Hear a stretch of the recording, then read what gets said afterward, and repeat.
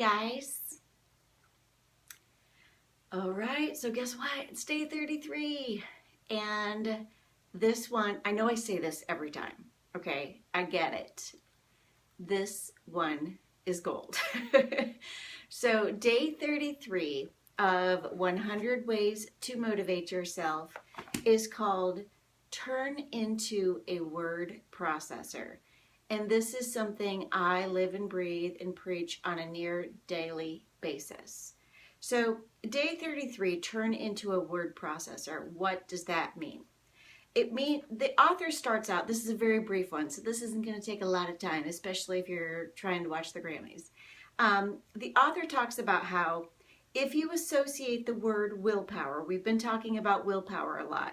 If you've been associating the word willpower with negative things, and harsh self-denial and punishment, you will weaken your resolve to build your self-discipline. So basically what he's saying is, if you have a negative connotation to the word discipline or to self-discipline, you may very well look at setting out and doing your goals as something that you're not motivated by because you feel like self-discipline is this horrible thing and you don't want to be in a state of living with a horrible thing. He goes on to say that your words have the power to motivate you. Sorry, I'm having dog issues tonight. He talks about how, even in the weightlifting realm, that weightlifters basically have to change words around all the time in order to make it work for them. So for instance, to a weightlifter, the word failure is a success thing because they have to work their muscle to the point of failure in order to get their muscle to grow. He goes on to talk about how he himself, the author, exchanged the word discipline with the word skill. And in so doing, every morning he would get up and he would say, okay, today I'm just gonna start working on my skills. And I love that. It's just a mind game. It's just working with what works for you. Nobody knows you like you. So you know what words. Like if self-discipline doesn't motivate you, don't call it self-discipline. Call it something else. The author goes on to say that language leads to power. So be conscious of the creative potential of the language that you use and guide it in the direction of your heart so that you can have more personal power.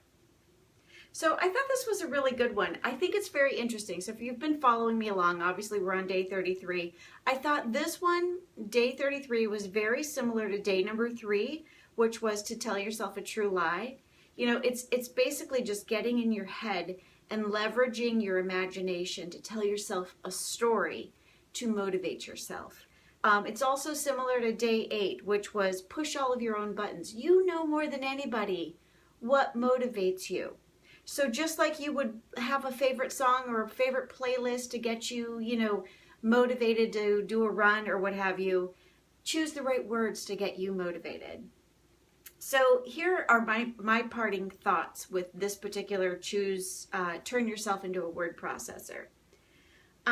This is something I have to practice every day because, as you all know, if you've been following me, I'm a reformed quitter. I love to start something, see that it doesn't work, and then quit it. I mean, I'm 45 years old. If things don't, like if I'm on a weight loss journey and I haven't lost weight by lunchtime tomorrow, I'm on to the next program. So this works for me, you guys, as somebody who is changing her life. A lot of the women that I coach, I always tell them how our words have so much power. The words that you say dictate the thoughts that you have, and to choose your words and your thoughts carefully because you are listening. Okay? You, more than anybody, are going to listen to yourself. You listen to yourself more than you listen to anybody. You're going to listen to yourself and you're going to take your own advice the most. So make sure that what you're saying is a value add to your spirit. Make sure that what you're talking about is supporting your vision for your life and for the direction that you want it to go in. Let's see. Oh, this is really good. So you know what a rudder is, a boat rudder. Well, your tongue is basically the rudder of your life. Your words, the power of your tongue is amazing.